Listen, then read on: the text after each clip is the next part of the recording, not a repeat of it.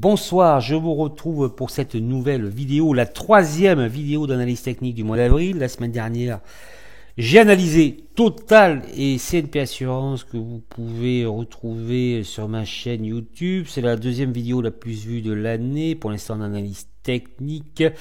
Pour ceux qui ne me connaissent pas, je suis Stéphane Breuil, trader pour compte propre. Vous pouvez retrouver mes performances sur LinkedIn ou sur ma vidéo. Voilà, je vous donne mes performances sur ma vidéo, la vérité sur le trading. Dans cette nouvelle vidéo, je vais analyser STEF, secteur transport et logistique, une valeur du compartiment B, ainsi qu'Air Liquide. Ces valeurs m'ont été demandées par mes suiveurs par email ou sur mon groupe Facebook, que je vous recommande bien évidemment d'intégrer. Je suis trader à plein temps, donc depuis novembre 2016. En plus des vidéos d'analyse technique, je réalise également des newsletters d'information mensuelle, également des vidéos donc plus on va dire sur le fondamental, la bourse en général. Le week-end prochain, vraisemblablement samedi prochain, je réaliserai la newsletter de mai. C'est pour ça que je vous recommande de visionner celle d'avril, la précédente, donc qui est la deuxième vidéo la plus vue. Donc la première c'était mes prévisions 2021 en décembre, donc la deuxième newsletter la plus vue. Donc c'est super intéressant puisque je crois que ce qui est important quand vous êtes trader et surtout quand vous envisagez d'être trader à plein temps, c'est de comprendre le marché.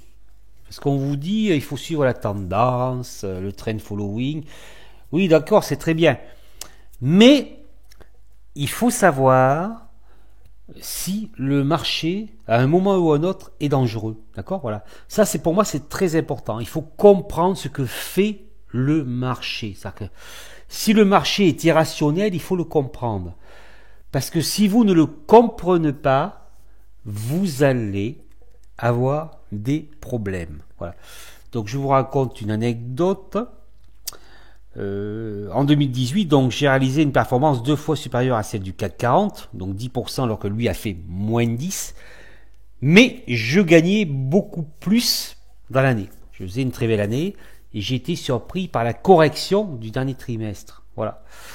Donc c'est pour ça que je parle souvent de cette période de la correction 2018, parce que c'est là où les choses ont vraiment changé sur les marchés financiers. Donc là, il faut être extrêmement prudent. Et si j'ai souffert sur cette correction de 2018, c'est parce que j'étais trop investi sur les marchés. Vous voyez ce que je veux dire? J'étais trop confiant en fait par rapport aux marchés financiers. Et donc voilà. Donc il faut savoir reconnaître, identifier l'irrationnel. Et donc actuellement, les marchés sont irrationnels. Bien sûr, il y en a qui vont vous dire mais non, c'est pas vrai, tout va bien, voilà. Donc selon moi, les marchés sont irrationnels, donc il faut être relativement liquide dans une certaine mesure. C'est pour cette raison que je vous recommande particulièrement cette dernière newsletter qui explique bien, et je le fais tous les mois, qui explique bien où en est le marché, où va le marché, la profondeur du marché. Voilà. Je vous remercie. Je vais commencer donc ces analyses par l'action STEF. STEF qui a clôturé à 88 euros vendredi 23 avril. Alors ce que l'on remarque sur l'action STEF, donc c'est l'unité majeure annuelle ici, donc c'est une tendance haussière tranquille sur STEF, voilà, c'est la société tranquille, d'accord, voilà. Et vous voyez que depuis 2017, nous sommes dans une dérive latérale. Alors une dérive latérale, c'est un range, c'est un rectangle là, d'accord, c'est qu'en fait vous avez une zone de support qui est rachetée systématiquement quand elle est atteinte et une zone de résistance qui est systématiquement vendue également lorsque celle-ci est atteinte.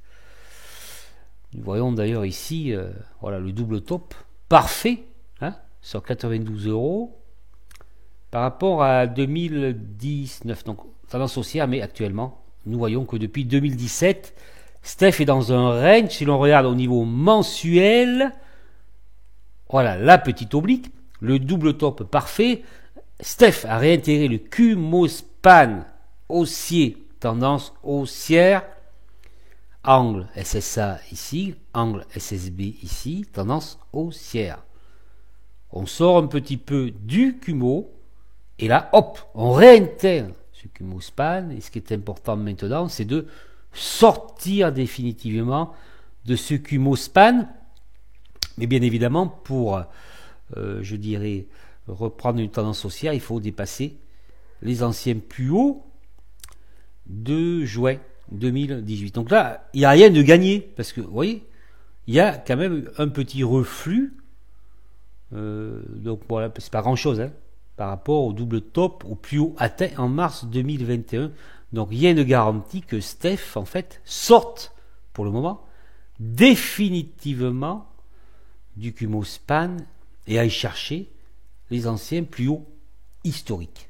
L'hebdomadaire, alors vous voyez la magnifique phase 2 de Weinstein de l'action Steph, la moyenne 30 étant noire ici épaisse, et là en fait, alors, bon, une phase 1, oui, on pourrait penser que c'est une phase 1, mais c'est très bizarre, puisque vous voyez, ça a quand même une forme descendante, même si elle remonte, elle redescend, mais là, effectivement, on égalise le plus haut. D'accord? C'est-à-dire que potentiellement nous serions dans une phase 1 pour le moment sur l'action Steph. En tout cas, effectivement, là, vous voyez le double top sur les 92 €. Donc il y a une probabilité, je dirais, assez forte de rectangle, de dérive latérale en hebdomadaire. Ce que je veux dire, c'est qu'au moins, il y a une probabilité assez forte de retracement des cours. Là, c'est un peu toujours la même chose. Alors ça, c'est plutôt pas mal. Hein, c'est toujours la même chose, c'est-à-dire qu'il faut suivre votre moyenne 20 là en pointillé. Voilà, il peut y avoir un retour des cours vers la moyenne 20, en tout cas probable top sur cette zone en hebdomadaire. Alors ce qui est important sur Steph, c'est le jour, l'unité jour. Vous avez une belle tendance en unité jour, donc là on passe la résistance, voilà, hop, hop, hop, hop, hop, on monte, et le Kumo montant, vous voyez, avec des angles SSA et SSB, voilà, de plus en plus haut. Donc nous avons une tendance haussière qui est claire en jour, alors qu'en hebdomadaire, cela pourrait être une configuration de double top, et on ne peut pas dire que c'est franchement haussier, on peut dire que c'est, voilà, une phase 1 de Weinstein pour le moment.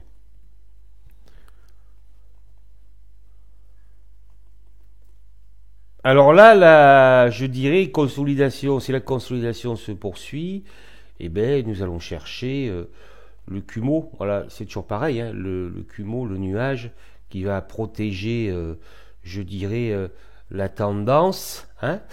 Et là, vous voyez qu'il y a un gap. Donc, vous voyez que là, on est même un peu en dessous. Hein. Donc là, c'est très important, le gap des 82,4.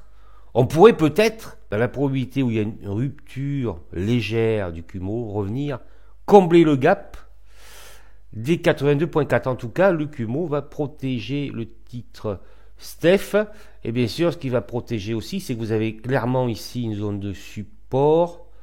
Ici, ça a été testé à plusieurs reprises, on le voit. Voilà. Là, les 84,80. Possible retour dans cette zone-là. Voilà. Alors bon, c'est pas très bon là, on est bon. Hop, on latéralise, on ressort. Donc là, on peut latéraliser, vous voyez. Là, on peut latéraliser ben, les fameux voilà 80. Là, on peut latéraliser par là. Hein. Pourquoi pas, vous voyez, là, et pareil, il y a une petite zone en horaire. Hein, mais c'est quand même légèrement descendant. Et revenir sur 84,8, le 4 heures, le 4 heures, et bien voilà, c'est le range. Hein. Nous sommes dans un range. Vous voyez qu'on sort du Kumo et là, voilà, on bloque. Là, le Kumo passe baissier. Enfin, pour l'instant, si vous voulez, il est horizontal, mais il pourrait passer baissier, il pourrait descendre, d'accord, hein. Là, vous voyez que là, hop, on bute sur cette ligne et qu'en fait, on n'a pas pu réintégrer le Kumo. Hein, d'accord, on n'a pas pu réintégrer le Kumo bleu. Bon, ça ne veut pas dire que voilà, elle peut très bien passer, il n'y a aucun souci, puisqu'en jour c'est haussier, unité supérieure, prédominante sur l'unité inférieure. Mais vous voyez que Steph est dans une dérive latérale en H4. Steph, une belle valeur, bon après c'est tranquille, tranquillement. il réintègre le Kumo, mais attention, il a du mal à sortir là effectivement, puisque vous êtes sur une résistance à 92 euros, donc c'est l'objectif. Sur la continuité, alors c'est tout à fait possible effectivement, mais pourquoi pas, je dirais, une consolidation supplémentaire qui pourrait ramener le titre entre 82,4 et 84,8 en premier objectif. Et là voilà, on peut aussi naviguer, si vous voulez, dans ce rectangle pendant un certain moment. C'est tout à fait possible. Et ça reste une probabilité en 4 heures. Sur passage des 92 euros, Steph peut très bien revenir à verser plus haut. Mais là, vous voyez que là, on a croisé. Cela pourrait être une dérive latérale future, un range important. Après, bien sûr, il faut casser la résistance. Mais là, vous voyez qu'on est bien installé. Donc là, on n'arrive pas pour l'instant à redépasser ce plus haut. Donc là, effectivement, nous aurions une résistance importante, les plus hauts historiques. Donc il faudra voir. Dans le cas où Steph passe les 92 euros. Je vais passer maintenant à Air Liquide. Air Liquide. Donc, je suis actionnaire de cette société. Parce que suivant le règlement de l'AMF, vous devez donner vos positions si vous analysez une valeur mobilière. Ou une matière première, par exemple. Enfin voilà, il faut donner sa position. Donc c'est vrai que, vous voyez, donc en annuel, ça ressemble un peu au SP500. Hein. C'est ce genre de graphique, là, vous voyez. Voilà. Donc tendance haussière. Des hauts de plus en plus hauts, des bas de plus en plus bas. Donc je répète encore une fois parce que c'est important. Donc celui qui vous dit mais non, Air Liquide ça va s'effondrer, déjà c'est même pas la peine. Là c'est même pas la peine de continuer à suivre cette personne parce que là il raconte n'importe quoi, d'accord? Voilà. Pourquoi? Parce que structurellement c'est une valeur qui fait des hauts de plus en plus hauts, mais qui est appréciée des investisseurs. Voilà, hein. Parce que vous voyez que cette tendance qui est longue, qui est belle, qui est haussière, donc la valeur est appréciée des investisseurs, le business model est apprécié des investisseurs, donc il faudrait vraiment qu'il se passe quelque chose qui n'est pas impossible, hein, qui n'est pas impossible, mais bon, quasiment, je dirais, impossible, d'accord, pour que Air Liquide renverse cette tendance. Donc Air Liquide, je dirais, caracole sur les plus hauts historiques là, depuis juillet 2020. Donc là, le graphique est ajusté aux dividendes. Alors, le plus haut historique, c'est 144,45. Il faut passer cette zone. Et vous voyez que là, vous êtes dans un range entre 123,60 et 144,45. Donc ça va sortir soit par le bas, soit par le haut. D'accord? Donc faire de nouveau plus haut historique. Et pour la petite histoire, ah voilà, il est beau le range. Mais range sur une tendance haussière. Vous voyez qu'on est au-dessus d'un Kumo bleu. D'accord? Voilà. Au-dessus d'un Kumo bleu. Pour la petite histoire, si vous dépassez les plus hauts historiques, ça donne une impulsion. Voilà, ça donne une impulsion. Bon, là, c'est vrai que par exemple, là, l'impulsion est faible. Mais voilà, casser une résistance historique, vous voyez, là, par exemple, on est à 100 à peu près, on monte à 137. Voilà. Hein. Donc là, si ça casse, effectivement, surtout que voilà, on est déjà venu buter plusieurs fois sur cette zone, là, ça peut donner, ça redonnera une autre impulsion. Donc vous êtes dans un range sur Air Liquide. Donc soit on casse par le haut, soit si on cassait par le bas, il faudrait qu'il y ait une correction assez sévère. Hein. La protection serait déjà donnée par le Kumo Span SSB ici. Hein. Les 118,60. Voilà. Hein. Le jour. Alors, vous voyez, là c'est encore magnifique. On voit le range qui dure même depuis juin. Hein. Le magnifique range. Alors voilà, là. En fait, vous voyez, donc nous aurions les 118,60, mais on pourrait faire un étage plus bas. Vous voyez que là, ici, ça a un petit peu, je dirais, latéralisé. Vous voyez, on a testé plusieurs fois cette zone, vers les 110. Voilà. Hein. Donc là, à mon avis, c'est du range. On a fait une petite phase haussière. Là, on range. le 4 heures. Alors le 4 heures, on est reparti sur une phase haussière. Nous sommes haussiers sur Air Liquide. En 4 heures, il ne faut pas, bien sûr, il ne faut pas rompre ce Kumo-span. Voilà. Bon, Air Liquide, en fait, il n'y a pas grand-chose à dire. Hein. C'est une très belle valeur de fonds de portefeuille qui est actuellement dans un range, d'accord? Si l'on passe les plus hauts, on part probablement sur une nouvelle impulsion. Donc ça, j'en parle dans la newsletter, voilà. Je le dis, ce qui est important pour moi, c'est que l'on passe les 6400 et surtout qu'on les valide et qu'on les tienne. Voilà. Après, Air Liquide peut très bien revenir à proximité des 123,60, soit le bas de ce canal. Bien sûr, si ça rompait vers le bas, nous irions chercher les 118,60 en première intention. Je vous remercie pour votre écoute. Si vous avez aimé cette vidéo, mettez-moi un like. Laissez vos impressions en commentaire, ça augmentera la visibilité, je dirais, de cette vidéo. Et bien sûr, cela pourra faire potentiellement découvrir mon travail à d'autres personnes intéressées par les marchés financiers. Bien évidemment, partagez ce contenu.